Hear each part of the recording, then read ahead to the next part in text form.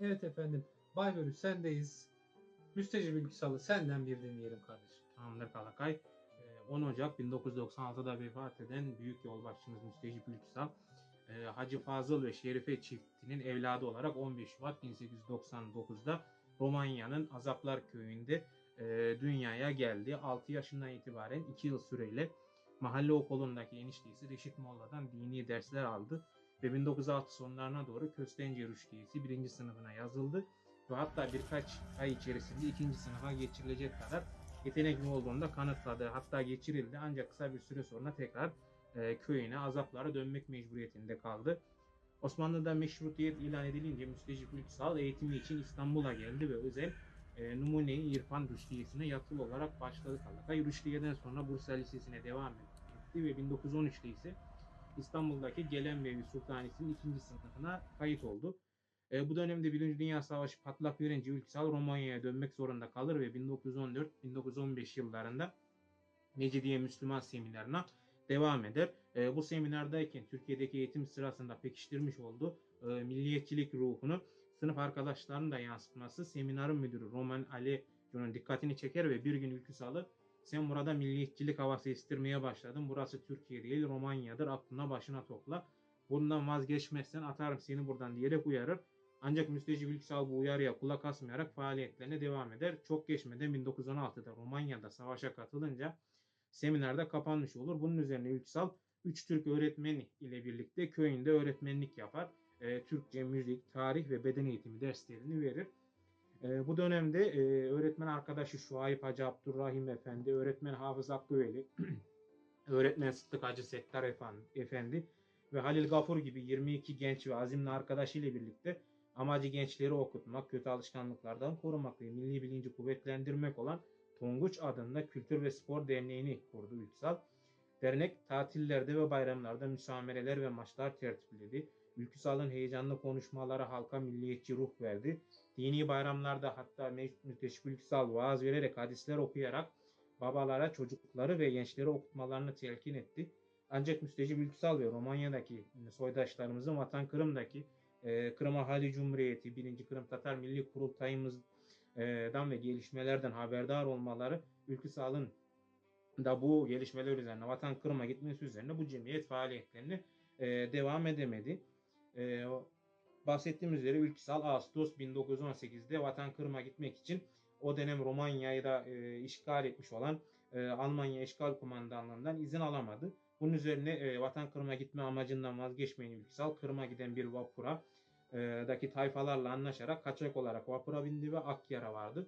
Ancak daha vapurdan iner inmez Alman askerlerinin yaptığı kontrolde yakalandı ve büyük yolbaşımız Numan Çelebi Cihan'ın şehit edildiği Akyar hapishanesine konuldu. Ancak kısa bir süre sonra Kırım Tatar Milli İdaresi'nin Akyar'daki Alman kumandanlığı nezdindeki temsilcisi Sadık Kaytaz'ın girişimleriyle serbest bırakıldı ve onun tarafından Bahçesaray'a gönderildi. Müstecip Ülküsal Bahçesaray'a giderek Kırım Tatar Milli İdaresi'nin Marif Müdürlüğü'ne durumunu anlatarak müracaatta bulundu. Öğretmenlik vazifesini icra etmeye geldiğini bildirdi. Bu talebin memnuniyetle karşılanarak Bahçesaray'daki Kaytaz Ağa İlkokulu'na öğretmen olarak tayin edildi ve orada Türkçe, tarih ve coğrafya dersleri vermeye başladı.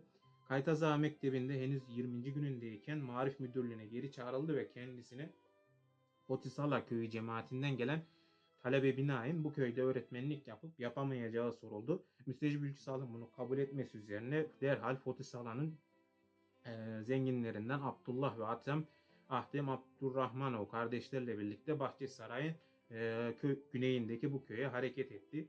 3 Rus ailesi hariç sakinlerinin tamamı Kırım Tatar olan Potisala'daki köyde 2 Müslüman mektebi ve Çarlık zamanında açılmış bir Çarlık okulu bulunmaktaydı.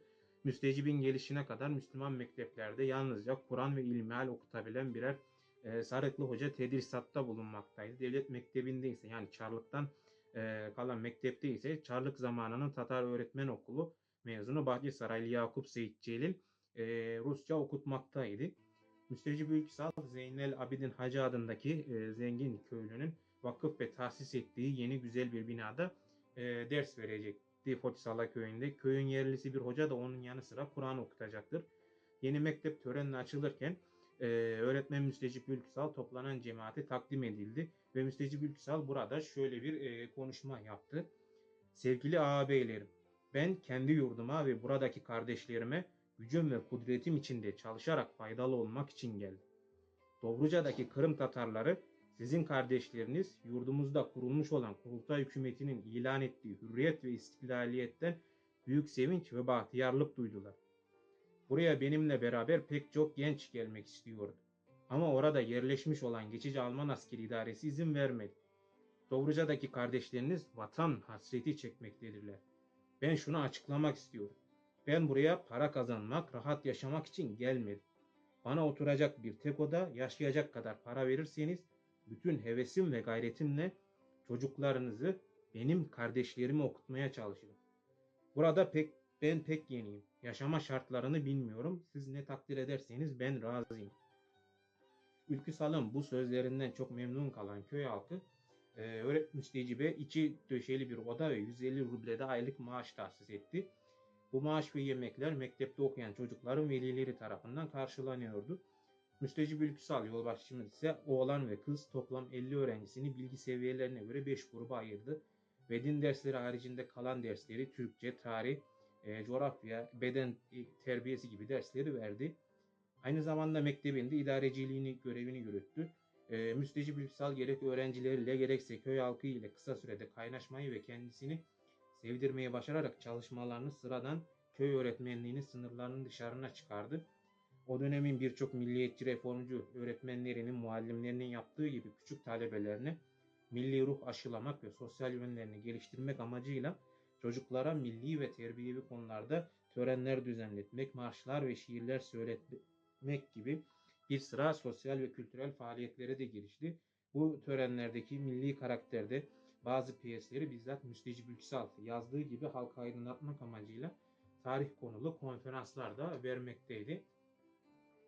Bunlar zamanının Fotisala köyü için çok ilgi çekici ve emsali görülmemiş yeniliklerdi.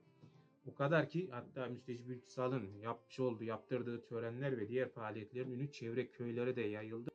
Esrarlı ricalar üzerine 3 komşu köyde söz konusu müsamere ve törenler tekrarlandı. Genç öğretmenin zaman zaman camide vaaz vermesi ve dini bilgisini de ortaya koyması köyün muhafazakar yapıdaki ahalisini ona daha da bağladı Kalakay. Müstecip öğretmen ders ve sosyal faaliyetlerinin yanı sıra çevreyi ve vatandaşlarını da tanımaya ve değerlendirmeye gayret etti. Romanya'dan Kırım'a orada yaşamak ve kendisini milli faaliyetlere hasretmek için gelmiş olan ise de Müstecip Ülküsal genel şartlar onu daha farklı davranmaya mecbur bıraktı. Öncelikle eğitimini sürdürmek ve yüksek öğrenim görmek istemesi onu Kırım'dan ayrılmaya sevk etti. Ayrıca 1920'de Bolşeviklerin vatan Kırım'ı işgal ve teröre boğmaları üzerine pasaportu bile olmaması müstecibin onun artık Kırım'da vatanında barınabilmesinin mümkünatını temelli ortadan kaldırdı. 1920 yaşının başında yine pasaportsuz ve biletsiz olarak Yalta'dan bindiği bir motorla Ereğli'ye geldi. Böylece Anadolu'ya ayak basan Müstecip Ülküsal için yeni bir dönemde başlamış oldu. Eskişehir'e giden Müstecip Ülküsal kışı burada amcasının yanında geçirdi. Ancak İstiklal Harbi'nin etkileri Eskişehir'i de sarınca Müstecip Ülküsal Polatlı'ya geçmek durumunda kaldı Kalakay. Bir hafta eski Polatlı köyündeki annesinin akrabası olan Abdülkayyum Ağa'nın evinde kaldı. Burada ideallerini Hacı Hasanoğlu Kazım Aksoy ile paylaştı. Halkı aydınlatmak maksadıyla camilerde vaazlar verdi, kahvelere, sohbetlere karıştı. Amcası Derviş Efendi onu rahatça çalışabileceği Karayavşan köyüne getirdi. Karayavşan köyü de tamamen Kırım Tatar muhacirlerden teşkil edilmişti. Ülküsal burada 1920-21 öğretim yılında öğretmenlik yaptı ve Kırım'da başladığı öğretmenliğine burada devam etti. Karayavşan köyünde Müstecip Ülküsal'ın öğrencisi olmakla daima övünen ve her fırsatta onunla ilgili hatıralarını anlatan 91 yaşındaki Hacı Hüseyin Umay, onun Karayavşan köyündeki öğretmenliğini şu şekilde anlatmaktadır. Hemen aktardıklarına baktığımızda Müstecip Bey bir yıl bizim köyde öğretmenlik yapmayı kabul etmiş. Biz daha önce Salim Efendi'de okumuştuk. Romanya'dan gelen genç hocalarımızı tanıdığımız için 20-21 yaşlarında gösteren Müstecip Efendi'nin imamlık da yapan, Kur'an okutmaktan başka bir şey öğretmeyen hocalardan farklı olduğunu anlamıştık. ben, Şuayb, Kazım Evirgen, Hidayet, Şevket, Boralı, Karakuyulu Rıfat Evirgen, Nusri, Talip hepsi aklımda kalmamış. Birlikte okuyorduk. Kız erkek sınıfta 70 öğrenciydik. Mektebimiz köy camisinin yanındaki 2 odalı kerpiç bir binaydı. Rıza ağam ile Numan Ak oradan toprak getirdiler. Köy kadınları toplandı. Odaları sıvadılar, temizlediler. Herkes evinden birer minder getirdi. Muallimimizin minderini de Niyaz getirdi. Mektep açılıp okumaya başlayınca Müstecip Efendi bizleri bilgilerimize göre üçe ayırdı. Ankara'dan kitap, defter ve kalem getirdi. Öğretmenimiz o kadar heyecanlı ve istekliydi ki hepimiz sanki yeniden okula başlıyor gibiydik. Okulda Türkçe, tarih, coğrafya, hendesi, resim, jimnastik bütün dersleri okuyorduk. Hocamız çok hareketliydi. Derslerde hiç oturmuyor, hep ayakta dolanıyordu. Bir başlıyordu anlatmayı, hepimizi alıp Kırım'a götürüyordu. Çatır Dağı, ayıya benzediği için hep aklında tuttuğu Ayı Dağı, Yalıboyun, Ak Mescidi, Bahçesaray'ı, Kırım Hanları, Girayları ve başkalarını anlatırdı. Kırım Tatarlarının aslının Türk olduğunu, o yüzden de hepimizin Türkiye'ye geldiğini, lakin vatanımızın Kırım olduğunu ve bir gün hepimizin vatanımıza dönmemiz gerektiğini, örf adetlerimizi, dilimizi muhafaza etmeye mecbur olduğumuzu belirtir. Taassubun yanlış ve olumsuz yönlerini açıklardı. Hesap dersinde de tarla ölçtürür, buğday satışının hesabını yaptırır, zihinden problemler çözdürtürdü. Portakala tel geçirip dünyanın dönüşünü, ay ve güneş tutulmasını anlatırdı. Müzik dersinde türküler, marşlar, Kırım yırlarını öğretmişti. Bilhassa Numan Çelebican'ın yazdığı Ant Etkenmen'i hepimiz ezbere bilirdik. Müstecip Ülküsal Mayıs ayında köyün cemaatini topladı, bizi imtihan etti. Hepimiz muvaffak olduk.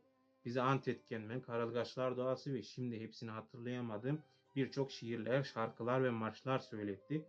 En sonunda da kendi vatan millet sevgisi, Kırım'daki komünist zulmü, Çelebican gibi konuları anlatarak herkesi duygulandırıp ağlattığı bir veda konuşması yaptı Kalakay.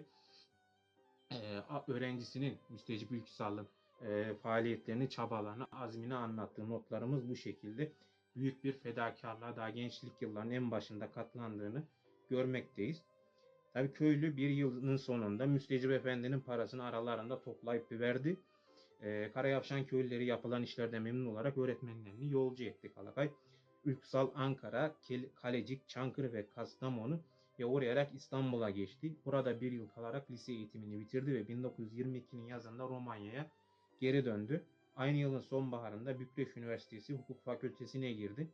Üniversite öğrencisi olduğu bu dönemde Romanya'da çıkan Türkçe gazetelerde yazılarını yayınlamaya başladı. 1923'te Tonguç Derneği'ni tekrar teşkilatlandırmaya çalıştı ve bir de futbol ekibi kurdu. Cemiyet gençleri okullarda toplayıp sağlık, sosyal ve milli konularda toplantılar düzenledi ve eğitim öğretim faaliyetleri gerçekleştirdi. Müstecip Ülküsal heyecanlı konuşmalar yaparak halkına milliyetçi ruh vermeye çalıştı. Dini bayramlarda vaazlar vererek, hadisler okuyarak çocukları okutmaya gene babalarını teşvik etti. 1926 yılında hukuk fakültesinden mezun olan Müstecip Ülküsal, Türklerin büyük çoğunluk teşkil ettiği Pazarcık şehrinde avukatlığa başladı. Bu dönemde Türk nüfus ile de yakın temas içinde oldu ve yoğun bir kültür faaliyetine girişti. Kültür ve spor derneklerinde, okullarda Türk Birliği ve Türkçülük konularında konferanslar verdi. Türk öğretmenlere hatta Romanya dersleri de vererek onların kültür seviyelerinin artmasını sağladı. 1929'da Pazarcık İslam Cemaati Başkanı seçildi. Pazarcık'taki Kırım Türk'ü öğretmenler ve iş adamları ile sık sık toplantılar gerçekleştirir ve milletimizin kalkındırılması için çareler üzerine tartışmalar gerçekleştirirlerdi.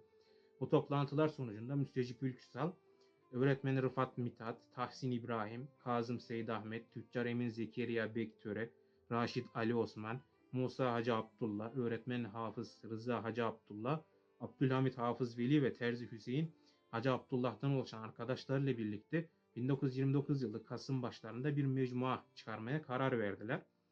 Bu arada Ülküsal Mehmet Niyazi'ye mektup yazarak fikir ve tavsiyelerini almak ister. Mehmet Niyazi de cevabında aylık veya 15 günlük bir mecmua çıkarmanızı ve adını gayenize uygun olması için Emel koymanızı uygun buluyorum der.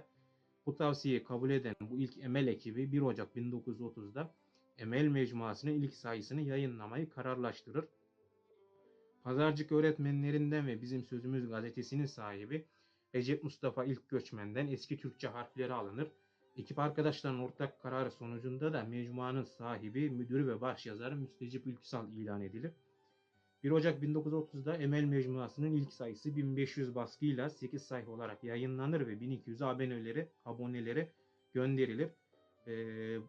Ancak ilk yılın sonunda bu ilk Emel ekibi yaptıkları masrafları bile çıkaramazlar, durumuna düşerler. Ancak vazgeçmeyen emelciler büyük fedakarlık göstererek kendi ceplerinden ödemeler de yaparak masrafları çıkarmaya çalışır. Hatta Müstecip Ülküsal Yolbaşımız bu dönemi şu şekilde ifade ettiğini görmekteyiz.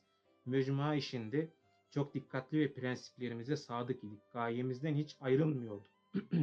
Şahıslarımıza yapılan saldırılara ve tahriklere cevap vermiyorduk. Mecmuamızın ciddiyetini, itibarını düşürmemek için her fedakarlığa katlanıyorduk. Emel Mecmuası bu şartlar altında tam 2 yıl süreyle 15 günde bir çıktı. 2 yıl sonra normal hacime döndü ve ayda bir 40 sayfa olarak yayımlanmaya başlandı Kalakay. Müstecip Ülküsal bu dönemde yolbaşımız Cafer Seydamet Kırmer ile de tanıştı. Kırmer'in ilk makalesi Emel Mecmuası'na başlığı ile 1 Mart 1930'da yayınlanan 5. sayıda da yer aldı. Cafer Seydamet Kırmer'in de Emel Mecmuası'na yazarlığı bu şekilde başlamış oldu. Hatta yol arkadaşlığı da diyebiliriz. Bu tarihten sonra bizzat Müstecip Ülküsal olmak üzere Emel Mecmuası ile Kırmer arasında sürekli iletişim tesis edildi. Kırmer bu makalesinde Emel hakkında şu ifadelerini de kullandığını görmekteyiz. 10 senedir Kırım öksüzlüğüyle yanan bağrıma Emel serin ve tatlı bir sevinç serpti. 10 senedir Kırım'dan gelen acı ve kara haberler karşısında müthiş azap ve ıstırapla çırpınan ruhumu Emel sadık bir dost eliyle okşadı. Emel Mecmuası Cafer Seydamet Kırmer'in arzusu ve teklifi doğrultusunda milli mücadelemizin savunuculuğunu ve resmi yayın organı olma görevini üstlendi ve bunu 15 Temmuz 1930 tarihli 14. sayısında da ilan ettiğini görüyoruz Kalakay. Bu gelişmeyle Müstecip Ülküsal'ın önderliğindeki Emel Mecmuası başta Romanya ve Türkiye olmak üzere Polonya ve Bulgaristan'a da ulaşma imkanına erişmiş ve Kırım Türklerinin etrafında toplanan bir merkez statüsüne de kavuştu. Bu hareket ve çalışmalardan büyük kuvvet alan yolbaşçımız Ülküsal, arkadaşlarıyla birlikte teşkilatlanmanın daha ileri götürülmesinin zamanı geldiğine karar verdi ve Kırım Türklerinin yaşadıkları şehir, kasaba ve köylerde Türk Hars Birliği'nin kurulmasına öncülük etti. Emel matbaasından birliğin tüzüğünü bastırıp bütün şubelere gönderdi. Şubelerin açılması ve idare edilmesi, okullarda öğretmenlik, camilerde hocalık yapan seminarlılara ve uyanık milliyetçi gençlere havale edildi. Ülküsal Hars Birliği'nin kadrolar ile sürekli mektuplaşırdı, görüşürdü ve yoğun bir çalışma sonunda birlik 6 şehir ve kasaba ve hatta 80 köyde şubelerini açan büyük bir teşkilat haline dönüştü. Bayramlarda ve tatillerde sahneye konulmak üzere Emel Matbaası'nda kısa milli piyesler basılıp dağıtıldı. Sahnelendi, milli türküler, şiirler söylenerek her tarafta heyecanlı faaliyetlere geçildi. Ülküsal 1933 Ağustos'unda hem teşkilat üyeleriyle görüşmek hem de Emel Mecmuası abonelerini toplamak üzere arkadaşlarıyla birlikte şehir, kasaba ve köyleri dolaştı ve halkın Emel Mecmuası'na ve teşkilatına umulandan daha fazla sarıldığına şahit oldu Kalakay. 1935'e geldiğimizde ise Müstecip Ülküsal Emel Mecmuası'nı Pazarcık'a göre daha büyük ve daha gelişmiş olan Köstence'ye taşıdı. Emel Mecmuası da böylece kuvvetlendi, daha da güçlendi. Üniversitelerde okuyan Türk gençlerine yardım yapılmak suretiyle halkımızdan ve birlik şubelerinden para toplanarak Emel Mecmuası'nda yayınlandı. Bu paralar makbuz karşılığında ihtiyacı olan talebelere dağıtıldı. Müstecip Ülküsal hatta her yaz harman zamanında bazen yol ekip arkadaşlarıyla birlikte bazen de kendisi Polonya'dan gelen üniversiteli Kırımlı gençler de aralarına alarak bütün köyleri dolaştı. Ülküsal bu münasebetle şubelerin işlerini de gözden geçirir, gençlere gerekli direktifleri verir, halkla toplu halde görüşüp konuşmalar yapardı. Milli teşkilatı bu şekilde kuvvetlendirmeyi, milli birliği ve dayanışmayı canlı tutmaya çalışırdı Kalakay. Ülküsal bu dönem içerisinde Türkiye'deki gelişmeleri oldukça yakından da takip etmekteydi. Nitekim Türkiye'deki harf inkılabına uyarak Emel'i Latin harfleriyle yayınlamayı uzun bir süredir planlamaktaydı. Ancak yeni harfleri satın almadaki maddi zorluklar bu fikrin hayata geçmesini engelliyordu. Nihayet 1939 Haziran'ında harfler satın alındı ve Emel Mecmuası'nı 1939 Temmuz sayısıyla Latin harflerinde yayımlamaya başladı. Kısa bir süre sonra 2. Dünya Savaşı'nın başlaması ve akabinde Romanya'nın da savaşa dahil olmasının getirdiği şartlar Emel Mecmuası'nı da sarstığını görmekteyiz sevgili takipçilerimiz. Yeni aboneler bulunamaz ve hatta yeni sayıların çıkması da zorlaşır. Müstecip Ülküsal yine büyük fedakarlıklar göstererek Pazarcık'taki evini satarak Almanların Dobruca'ya geldiği 1941 yılına kadar bir süre daha Emel Mecmuası'nı yayımladı. Bu sırada ailesinden de ayrılmak zorunda kaldı ve eşi Emine Hanım ve kızı Ülkü'yü Türkiye'ye gönderdi. Romanya siyaseti üzerinde alınan baskısı ve savaş şartlarının gittikçe ağırlaşması ve maliyetlerin de giderek artması üzerine acı verici bir zorunluluk olarak Müstecip Ülküsal Emel Mecmuası'nın 1940 Eylül'deki 154. sayısını yayınlayıp kapatılmasına karar verdi. Ve Kasım ayı sonunda kendisi de Türkiye'ye göç etti. 1941 yılının Nisan ayında heyeti vekili kararı ile Türkiye Cumhuriyeti vatandaşlığına kabul edilen Müstecip Ülküsal, Ankara Hukuk Fakültesi'nde bazı derslerden imtihan vererek buradan da diploma aldı ve Ankara mahkemelerinde hakim adaylığı stajlığına başladı. Bu arada Beypazarı ilçesinde sorgu hakim vekilliği görevini de icra etti. Stajının sonunda ise Keşan savcı yardımcılığına henüz atanmışken bir başka görev yolbaşımız Müstecip Ülküsal'ı beklemekteydi. Kırım Milli Merkezi'nin kararı doğrultusunda Müstecip Ülküsal arkadaşı Edige Kırımel ile birlikte Almanlara esir düşen soydaşlarına yardımcı olmak, Sovyet işgalinden kurtulan Alman işgali altına giren Kırım'da Kırım Türklerinin bir devlet kurabilmesi imkanlarını araştırmak üzere Almanya'ya gittiğini görmekteyiz. Ancak Müstecip Ülküsal 9 ay sonra Türkiye'ye döndü ve daha sonra 1976'da Almanya'daki bu dönemlerinde yaşananları 2. Dünya Savaşı'nda 1941-42 Berlin Hatıraları ve Kırım'ın Kurtuluş Davası ile adı altında kitap olarak yayımladı. 1943 başından 1945'in Ekim ayına kadar İstanbul'daki İthalatçı ve İhracatçılar Birliği'nde çalışan Müstecip Ülküsal, o tarihte İstanbul Barosu'na yazılarak yeniden avukatlık görevine başladı ve mesleğini emekli olacağı 1976'ya kadar sürdürdü efendim. Ve hemen notlarımızın sonuna doğru yaklaşırken son birkaç kelam daha etmeye çalışacağız. 1955 yılına gelindiğimizde yolbaşımız Cafer Seyit Ahmet Kırmer'in hastalığı ilerlemeye başlamıştı ve hastalığı onun artık mücadele etmesini zorlaştırmaktaydı. Bu yıl yapılan merkez toplantısında, yani Kırım Milli Merkezi toplantısında Cafer Seyit Ahmet Kırmer Müstecip Ülküsal'ı yerine vekaleten başkanlık yapmasını tevdi etti. Kırmer vefatından 7 ay önce de en fazla feragatla, fedakarlıkla, doğruluk ve ciddiyetle ideale bağlılık göstererek faaliyette bulunan kimse, mazisi de bu vasıflarını teyit ediyorsa, bu gibi milli işlerin başında o olur. Bugünkü vaziyete göre ben sizlere vefatımdan sonra Müstecip Ülküsal'ın etrafında toplanmanızı tavsiye ederim dedi. Bu doğrultuda 3 Nisan 1906'da yolbaşçımız Kırmer'in vefatından sonra Ülküsal Kırım Milli Merkezi Başkanlığı'na geçirildiğini görmekteyiz. Tabi bu sırada İbrahim Ota, Ali Kemal Gökgiray ve Niyazi Kırımban gibi Ankara'daki birkaç fedakar ve idealist arkadaşlar tarafından 1960 yılının Kasım ayında yeniden yayın hayatına kavuşturulan Emel dergisini büyük bir sevinç ve heyecan ile karşılayan Müstecip Ülküsal, bu hayırlı işe başlayan arkadaşlarını tebrik ederek onlara şükranlarını bildiriyordu. Ülküsal Emel'e ilk sayısından itibaren gözlerini kaybedinceye kadar baş makale ve olayları yorumlayan yazılar yazmıştır. Bunların bazılarında Dobrucalı ve Tekin imzalarını atmış, bir kısmını da imzasız olarak yazmıştır. Bunların bazılarını dediğimiz gibi Dobrucalı ve Tekin mahlaslarını kullandı. Emel dergisinin başyazarlığına gözlerinin rahatsızlandığı 1986 yılına kadar yürüten Müstecip Ülküsal arkadaşlarla birlikte 1986 yılında Emel Kırım Türk Kültürünü Araştırma ve Tanıtma Vakfı'nı kurduğunu da görmekteyiz. Ölümünden önce bütün kitaplarını da bu vakfa bağışladı Ülküsal.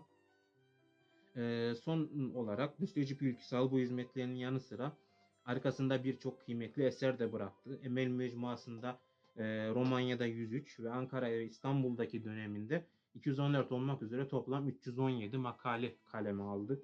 Makalelerle birlikte Dobruca ve Türkler, Kırım Türk Tatarları, dünü bugünü yarını, biraz önce bahsettiğimiz gibi 2. Dünya Savaşı'nda 1941-42 Berlin Hatıraları ve Kırım'ın Kurtuluş Davası ve son olarak da Dobruca'daki Kırım Türklerinde atasözleri ve deyimler kitaplarını yayımladı. Tabi bunların yanında Gagavuzların aslı, Üç Bozkırlı Atilla, Cengiz, Timur adıyla neşredilmiş tercüme eserlerinde bulunduğunu görmekteyiz. Romence ve Fransızcayı ana dili gibi bilmekteydi. Bir asra yakın ömrünün 70 yılını bilfiil Kırım Türklerinin istiklal mücadelesine ve Türk dünyasına hizmet etmekle geçiren yolbaşçımız Ülkü Salı 10 Ocak 1996'da aramızdan ayrılmak ayrıldı. Müstecip Ülküsal hayatını kaybetti.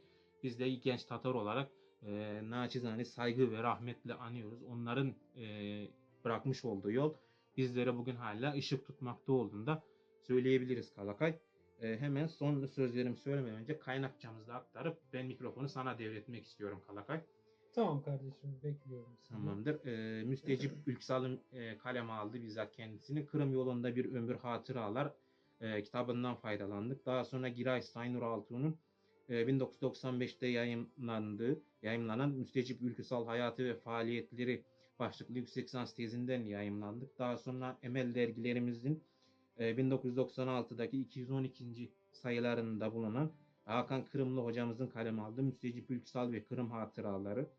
Daha sonra Müstecip Ülküsal'ın gene kendisinin kaleme aldığı Müstecip Ülküsal'ın otobiyografisi ve Zuhal Yüksel hocamızın kaleme aldığı Öğretmen Müstecip Ülküsal makalelerimden yayımlandık Kalakay. Müstecip Ülküsal yolbaşçımızla ilgili aktarabileceğimiz hayatını aktardığımız notlar bu şekilde. Umarım takipçilerimiz için de verimli olmuştur diye umut ediyorum ben Kalakay. Hayatıyla ilgili aktaracaklarımız bu kadar.